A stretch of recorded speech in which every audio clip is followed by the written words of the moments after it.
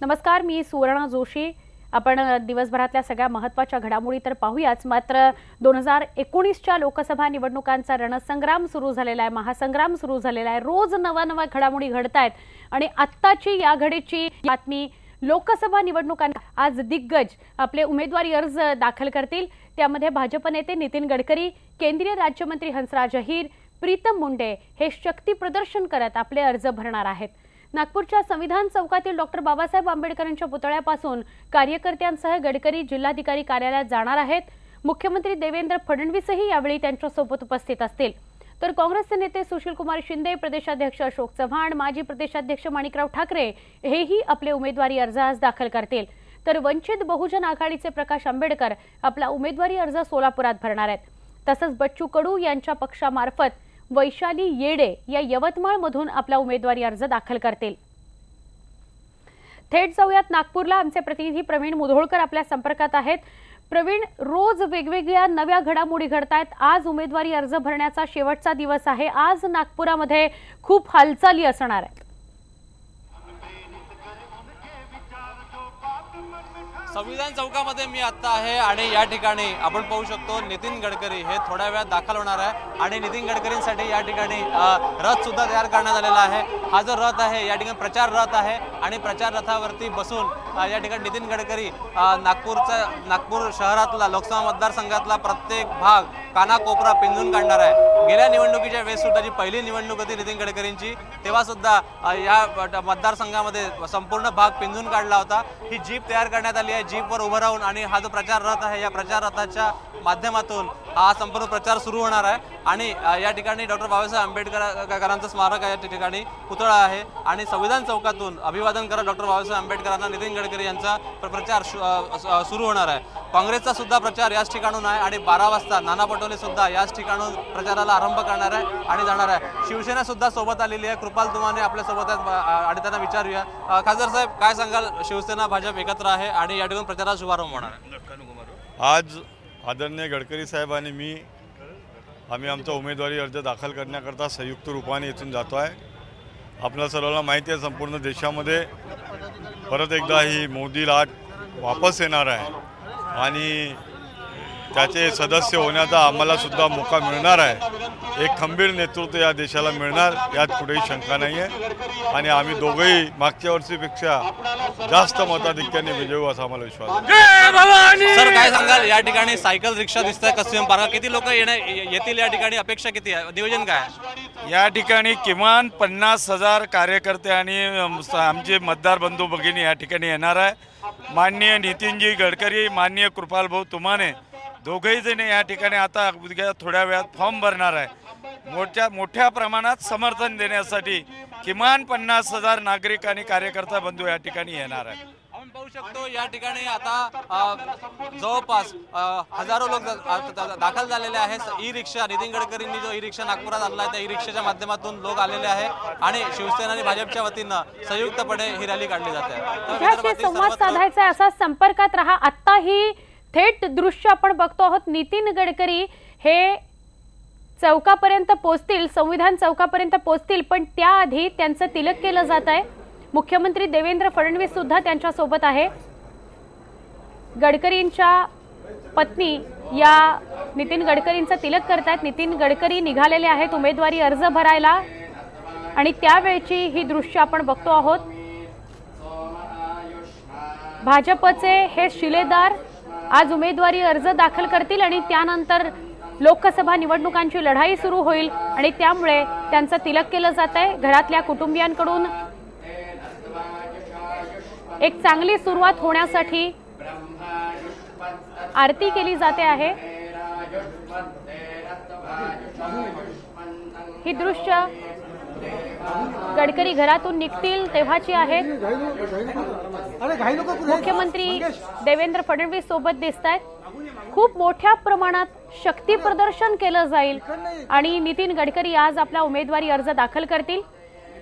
नितीन गडकरींनी आणि त्यांच्या समर्थकांनी हा विश्वास व्यक्त केलेला आहे, भाजपनं हा विश्वास व्यक्त केलेला आहे की यावेळेला नितीन गडकरी मागच्या वेळेपेक्षा अधिक मताधिक्याने निवडून येतील। ही त्यांच्या कुटुंबियांमधलीच, गडकरींच्या कुटुंबियांमधलीच एक चिमुकली त्यांचं औक्षण करताना बघायला मिळतेय.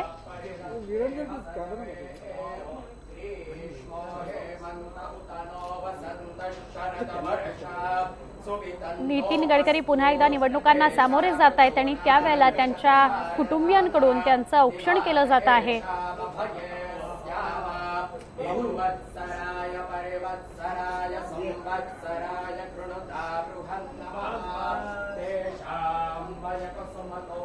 अत्यंत सुंदर दृश्य आहेत. खरं तर ही कौटुंबिक दृश्य आहेत, कारण हा क्षणच काहीशा प्रमाणात कौटुंबिकच असतो, जेव्हा घरातला मोठा व्यक्ती हा अशा प्रकारे निवडणुकांना जेव्हा सामोरा जाणार आहे, तेव्हा घरातून दही साखर हातावर ठेवून औक्षण करून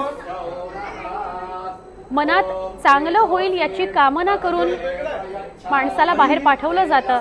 आणि त्याचप्रमाणे नितीन गडकरींना जेव्हा ते लोकसभेच्या उमेदवारीसाठीचा अर्ज भरायला जात आहेत, तेव्हा त्यांच्या घरातल्यांकडून हा एक छोटेखानी कौटुंबिक सोहळा केला जातोय. या चिमुकलीने नितीन गडकरींना दही साखर खायला घातलेली आहे आणि आता नितीन गडकरी निघालेले आहेत, देवाचं दर्शन घेतील आणि तिथून पुढे ते उमेदवारी अर्ज दाखल करण्यासाठी संविधान चौकात जातील आणि तिथून पुढे मग शक्ती प्रदर्शन करत उमेदवारी अर्ज दाखल करतील. त्यांचे कार्यकर्ते संविधान चौकामध्ये जमलेले आहेत. नितीन गडकरींची मुख्यमंत्री देवेंद्र फडणवीसांची वाट बघितली जाते.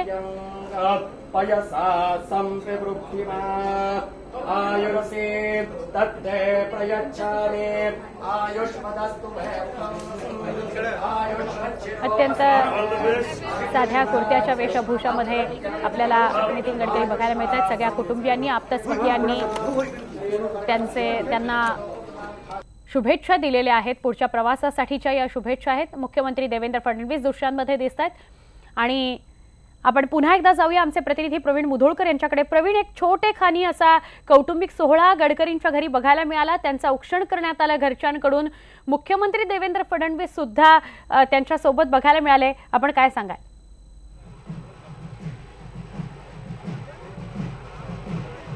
आपण पाहू शकतो मुख्यमंत्री देवेंद्र फडणवीस हे नागपुरात दाखल झाले आणि नितीन गडकरींच्या घरी गेले. आधी नितीन गडकरींच्या घरी गेल्यानंतर सोहळा छोटासा झाला आहे. त्या ठिकाणी औक्षण केलं आणि नितीन गडकरींचं औक्षण केल्यानंतर नितीन गडकरी 10 मिनिटात या ठिकाणी पोहोचत आहेत आणि मुख्यमंत्री देवेंद्र फडणवीस आणि नितीन गडकरी यांच्यासोबत शिवसेनेचे सुद्धा नेते, खासदार या ठिकाणी आहेत. त्यामुळे आता या परिसरामधून डॉक्टर बाबासाहेब आंबेडकरांच्या पुतळ्याचं अभिवादन करून ही रॅली निघणार आहे जिल्हाधिकारी कार्यालयापर्यंत. पण मुख्यमंत्री देवेंद्र फडणवीस हे नागपुरात येणं, त्यांच्या घरी जाणं, औक्षण करणं आणि नंतर इकडे येणं हे अत्यंत महत्त्वाचं आहे. आणि हे जे दृश्य पण बघतोय की औक्षण नितीन गडकरींचं केलं, कांचन गडकरी यांनी त्यांचं औक्षण केलं आहे आणि औक्षण करून नितीन गडकरी आता इकडे निघतायत संविधान चौकाकडे. आणि पुढील जवळपास 10-12 दिवस नागपूरच्या कानाकोपऱ्यामध्ये प्रचार जो आहे तो नितीन गडकरींच्या वतीने होणार आहे. प्रवीण, जशी तुझ्या मागे प्रचंड गर्दी आहे कार्यकर्त्यांची, तशीच नितीन गडकरींच्या घराबाहेर सुद्धा प्रचंड गर्दी बघायला मिळते त्यांच्या कार्यकर्त्यांची. अनेक जण पुष्पगुच्छ घेऊन आलेले आहेत. असं म्हणायचं की सत्ताधाऱ्यांसोबतच विरोधक सुद्धा खूप मोठ्या प्रमाणात शक्ती प्रदर्शन करतील हा निवडणुकीचा अर्ज भरायला जाताना आणि त्या माध्यमातून एक चढाओढ बघायला मिळेल. कोण शक्ती प्रदर्शन मोठ्या पद्धतीने करतं याची?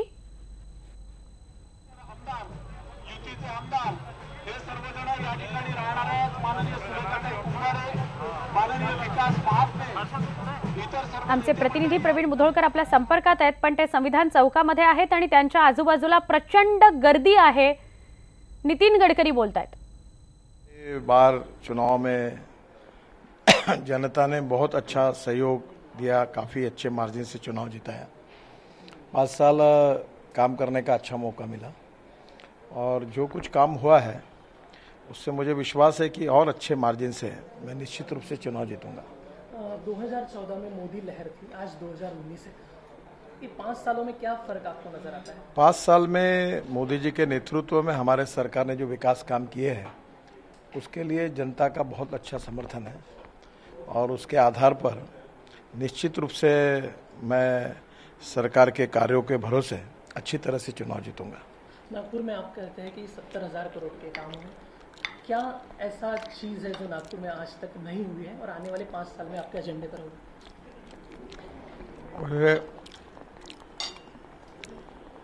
जो हमारा मैनिफेस्टो था उससे कई गुना ज़्यादा काम हमने किए और जो मेट्रो आई, इंफ्रास्ट्रक्चर डेवलप हुआ, अब ब्रॉडगेज मेट्रो हमने बताया नहीं था, वो आ रही,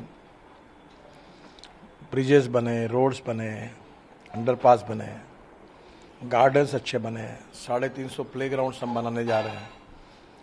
एम्स के साथ साथ IIM आया, लॉ यूनिवर्सिटी आई, सिम्बोसिस की यूनिवर्सिटी आई, एजुकेशन हब बना, इंटरनेशनल एयरपोर्ट का अभी काम शुरू होगा। रेल अजनी में करीब 1200 करोड़ का वर्ल्ड का बेस्ट स्टेशन बन रहा है, जो पैसेंजर हब है और वो अमेरिकन आर्किटेक्ट ने डिज़ाइन किया, उसका टेंडर निकल गया। तो नागपुर में 10,000 लोगों को हम लोग घर दे रहे हैं, करीब 1 लाख घर बनाने वाले हैं। उस योजना की शुरुआत हुई। नागपुर म्यूनिसिपल कॉरपोरेशन ने ही हिंदुस्तान में बहुत से रिकॉर्ड बनाए। 24/7 70-80% काम पूरा हुआ, 24 घंटे पानी का। फिर वेस्ट टू वेल्थ में जो टॉयलेट का सीवेज वाटर था वो बेचकर हमने 100 करोड़ कमाए। अब उससे बायो CNG निकालकर बसेस चलाने का प्रोजेक्ट शुरू हुआ। इलेक्ट्रिक टैक्सीज नागपुर में आई। अब धीरे धीरे इलेक्ट्रिक बस, इलेक्ट्रिक कार्स और ये सब जो इथेनॉल की 35 बसेस आई, जो देश में नहीं था। ऐसी बहुत सी बातें नागपुर में हुई है। और अब इंटरनेशनल कन्वेंशन सेंटर मिहान में होगा। फिर हम एग्रीकल्चर कन्वेंशन सेंटर PKV के जगह पर अमरावती रोड पर कर रहे हैं। जो म्यूजिकल फाउंटेन बना रहे हैं, जिसका काम शुरू हुआ है, वो वर्ल्ड के आकर्षण का केंद्र होगा, जिसका स्क्रिप्ट तो बहुत अच्छा है। रेवती करके तमिल अभिनेत्री उसने लिखा है और संगीत रहमान का है, कमेंट्री गुलजार की है और 3 ऑस्कर विजेता उसके डिज़ाइन में है। फ्रांस आर्किटेक्ट ने बनाया है और पंप उसके टर्की से लाए गए और एक 50 मीटर ऊपर वो फवारा उड़ेगा। नागपुर मेट्रो अपने आप में एक अनोखा प्रयोग आपने नागपुर में किया। आने वाले समय में उसका एक्सपांशन करने की कोशिश? वो भी हुआ। पहला फेज जो था वो 9,000 करोड़ का था, वो लगभग पूरा हो रहा है। अब ना मेट्रो कनान तक जाएगी, कामठी के आगे कनान नदी तक, यहाँ से हिंगणा तक जाएगी, यहाँ बुटीबोरी तक जाएगी। करीब 9,000 करोड़ का फर्स्ट फेज पूरा हुआ। 11,000 करोड़ का दूसरा फेज शुरू होगा। फिर नेताजी मार्केट, गोल मार्केट, संतरा मार्केट, फुले मार्केट, बड़े बड़े प्लेसेस पे काफ़ी बड़े मॉल्स डेवलप हो रहे हैं। करीब 1 करोड़ स्क्वायर फीट से ज़्यादा एरिया डेवलप हो रहा है और ये नागपुर में रोजगार के लिए बहुत बड़ा साधन होगा। लंदन स्ट्रीट का जो काम है, ऑरेंज स्ट्रीट हम कहते हैं उसको, उसका काम अब शुरू हो गया। 3 lakh square foot first phase में उसका काम शुरू हुआ है।